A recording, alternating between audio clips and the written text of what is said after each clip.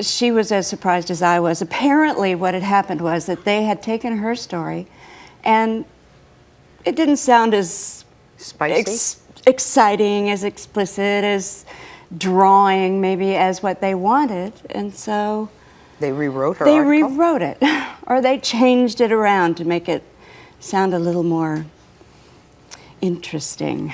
Well, when I read it, I was sick. I was just sick. And I had people who came to me, a woman at the grocery store came to me because she was struggling with this problem and wanted to know what I could do, what could I say to her, what could I do to help her the way I had helped myself. Well, what do you do? How do you deal with something like that? What do you say to someone? Because if you say I don't have that, then it's kind of like putting the other person down. Exactly. Well, you then do, and I did something. Yeah, and I betrayed them. Or they don't believe you, and Right. it sounds like you're in denial. Why doesn't Linda tell the truth Exactly. about what this is? Exactly. So you're put in a terrible position Right. because there are millions of people who really suffer from Right. this and do need help. I mean, I've had that same thing, people giving me condolences and Exactly. things, and I go, you don't understand. wait. It isn't true. Yes. Exactly. My husband had clients who would ask him questions about me and my problem. Was anything written in the article true? No, Nothing. no. Oh, dear me. There was, I don't really recall, I don't recall any truth in the article. Of course, I've only read it 15 times, so it could be that I missed something. Now, there are people who would say, Linda, only one article, why should one article hurt so much? It only takes once. It only takes one time being hit by a car for it to hurt you. Did you ever think about legal action? I thought about legal action, and then I realized, you know, when Carol Burnett went through the difficulty and the agony that she went through with her lawsuit, it was real hard to watch all that go on when someone had been lied about and maligned in that way. Especially a wonderful, much-loved lady like Carol Burnett. Incredible, loving, wonderful woman. And to have them, the big them, again, out there saying things that were just a lie, and have her constantly fighting to get the truth heard, it was very difficult to watch that, and to know too that they don't have to print the truth. Now, Linda, wasn't she the first celebrity? Pauline did sue the tabloid that wrote false stories about her and her employer. What happened? Hi, I'm a nurse, and but prior to being a nurse, I had done quite a few years ago a little modeling and acting, but I wasn't comfortable being in the limelight, and I wanted my privacy, and I wanted to help people, so I chose to become a nurse, and it was like a vocation to me. And I worked at St. John's Hospital in Santa Monica for almost 7 years, and then I started doing private duty nursing.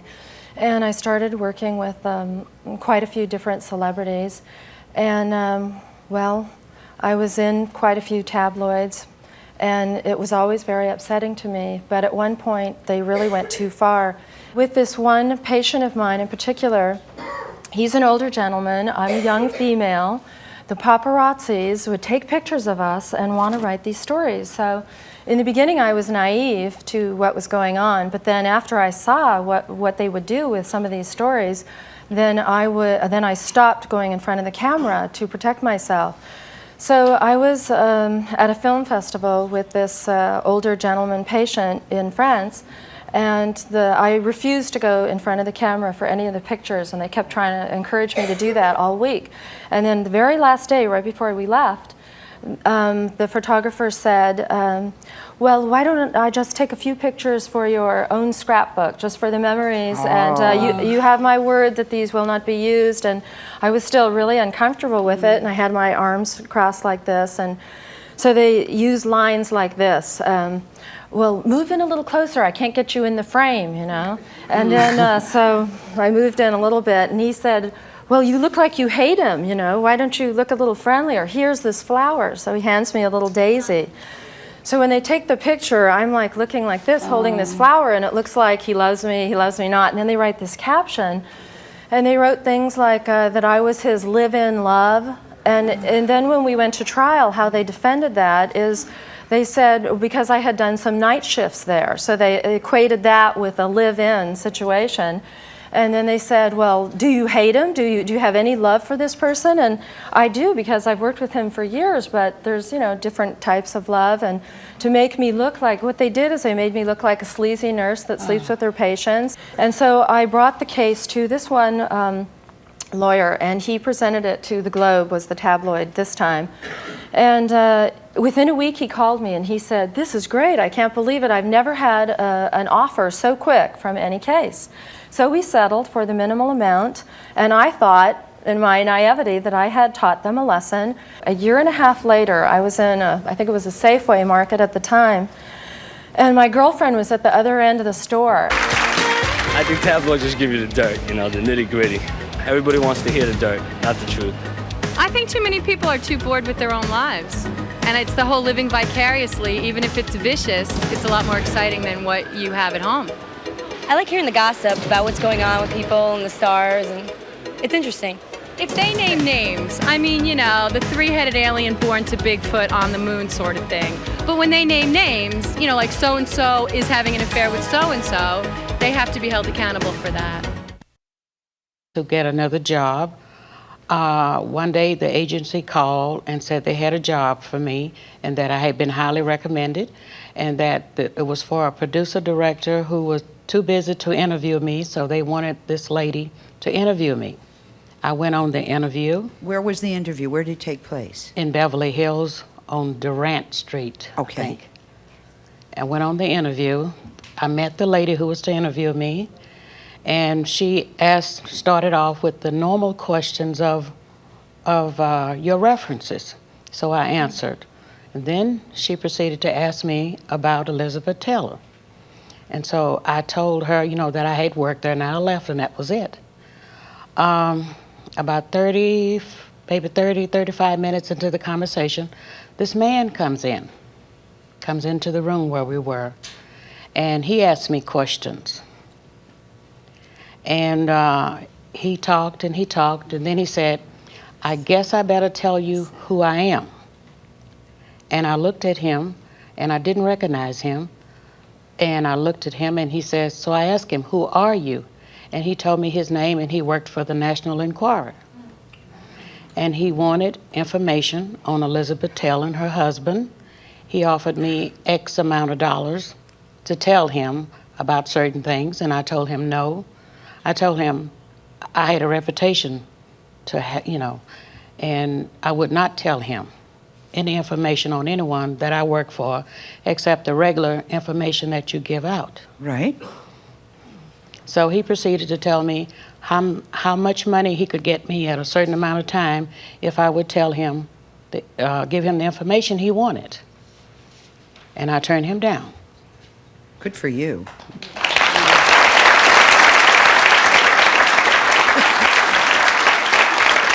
And then you found yourself on the pages of the National Enquirer. What happened? When I found out about the article... What did the article say? To the effect of Elizabeth Taylor fires the chef for making her fat, if I'm not mistaken. Unbelievable. But she did not fire me. And you did not make her fat. And I did not make her fat. No chef, no cook make somebody fat. For goodness sakes, what did you think? When I saw the article? Yeah. First, I sit there and I looked at it because when I found out about the article, my daughter in Virginia called me in California to tell me about the article in the paper. I go down to buy the paper. Here I am in the paper. I look like a Macy's Day balloon with two sticks. So I got angry. The results of this on your family and on Linda, anything she didn't tell us? How hard was she hit? Well, Sally, she along with my mother, she's the most precious woman in the world, as far as I'm concerned.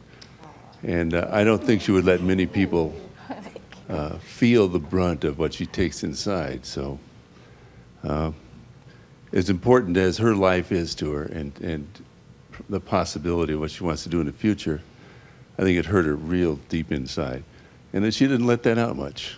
In fact, today is the first time I've heard some of it come out. Good. Thank you. There you go.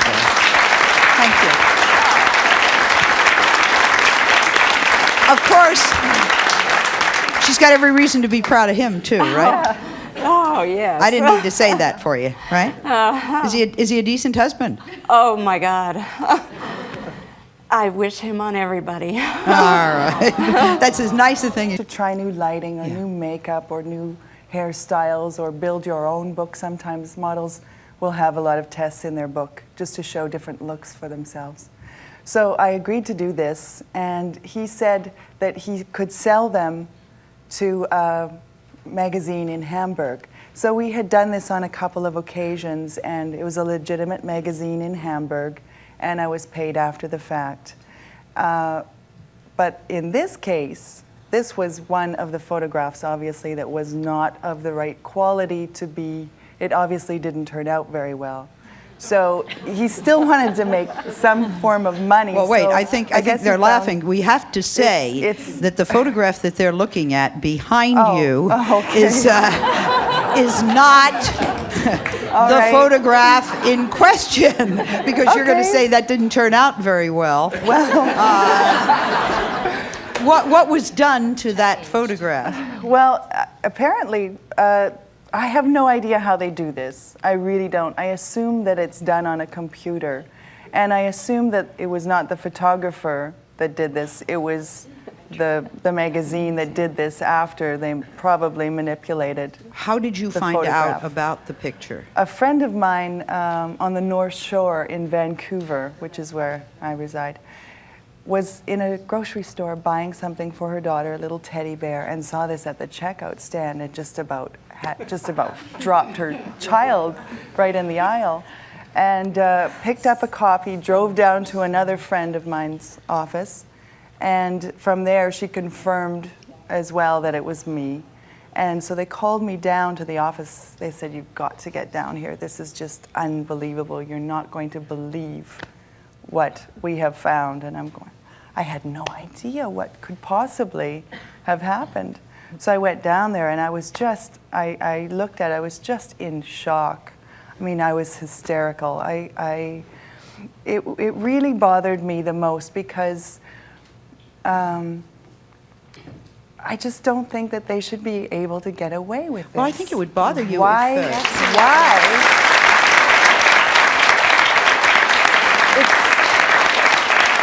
I think it would bother you tremendously if your career was being a model and suddenly you're some kind of, something that would be very freaky. Exactly. What has the publicity done to your career? Well, the first thing that I did was I went to my agency and I said, "Do you know where this came from? You shoot thousands and thousands of frames of film in a career, and I was working 7 years full time in the business, so I had no idea where it had come from originally. I was just floored that somehow I assumed that they had taken." I'm a sole practitioner in Los Angeles. There was 3 attorneys in Washington, D.C., and 2 attorneys in Los Angeles at all times on this case. The cost is tens of thousands of dollars, and I know from talking to Pauline on the way over here, I think her case is over $100,000. So it's very costly. You have depositions. A lot of these depositions are out of state, some are out of the country, and they do not care how much it costs. That put me in bed, and then I spent 10 years in bed, and during that time, my weight just doubled. And I was in bed for about a year because of the health problem, but then I had to stay there because I got so big that I couldn't do anything. What about the tabloids? What happened to you? Well, as you can see, I'm trying to turn my life around. I've lost about 950 pounds.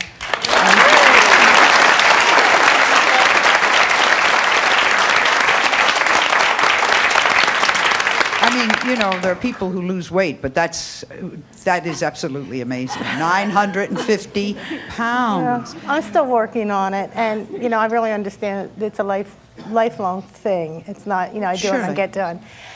But after I came out of my prison and got on with my life, went back and finished my education, I have an office in our church where I do some counseling, primarily with weight loss issues. And I was sitting there in the office one day, and one of my people came running in with this paper. Hey, Bradford, you made the paper again. Well, I've done stories with the Tabloid, and I was treated very well. But when she showed me this story, I was heartsick. You know, I am a credible person, and a lot of my work and things are focused in the church world, and then I read an article with a paper that I never even spoke to. They talked about things about my sex life at 1,200 plus pounds. They talked about my bathroom habits, and they made me sound like all I did besides eat was sit and cry. And that wasn't my life at all. And it upset me horrendously, because I'm trying to get out there and I want to motivate people, and I want to talk about what happened to me with the weight with some dignity. And then you know, you read that, and how dare they? I mean, my best friend doesn't even know my bathroom habits at 1,200 pounds. Of course not. You decided to take legal action? Well, at first when it happened, I didn't know what to do. You know, and sometimes for me, the way I handle things, I set them aside and just let the intensity of the feeling settle down. And then people were saying, you need to sue them, you need to sue them. And we did contact a lawyer. And I wanted to sue them simply for the fact, like, how dare they? How dare they take someone's life, some things that are in your life that are so personal. So, I mean, that was a painful 10 years. I would think so. And then they go, and you know, you're trying to get your act together. I like to hear the stories, who's getting married, who's divorced, and why they're getting divorced, and what's happening. Gossip is what America's turned into. It's a shame, and it's just the way it's turned into. Primarily, in the majority of the cases, they're right. I don't read the tabloid magazines because I think they're a waste of time. I just think it's garbage. Who's getting married, who's getting divorced, who's going with who, where they partied. People like to see where they partied, where they went, what they're doing. That people fantasize. It's very hard to describe what makes up a gossip column. Most of it is just regular news. A lot of it's news that's about celebrities.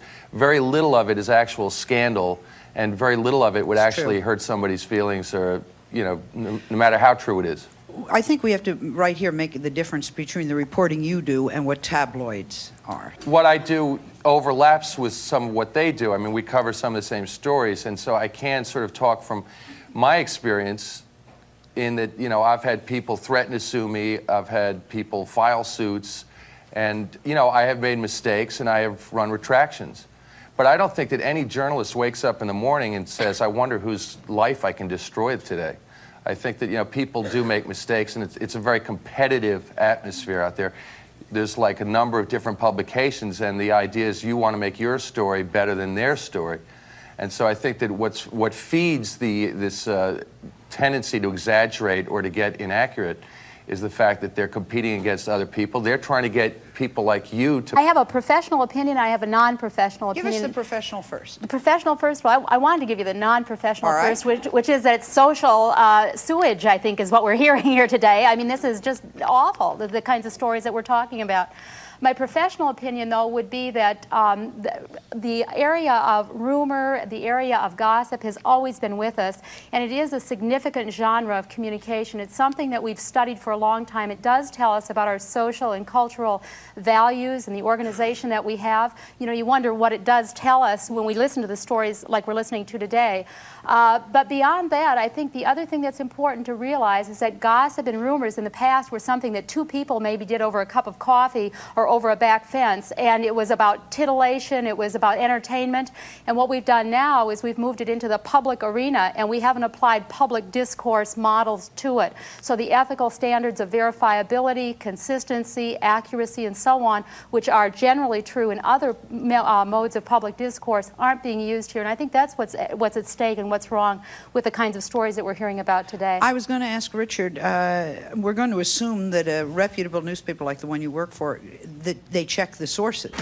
you know, the real world is the real world, and they're like an escape to the real world, and that's why people like them. It catches people's eyes, I think, especially headlines on the Inquirer in the grocery store or something. You're tempted to buy it and read it. I am, anyway. I'll keep reading them just for fun because I get a good laugh out of them. I think some people read them because they really believe them. But personally, I think there's very little truth to them, but they're entertainment.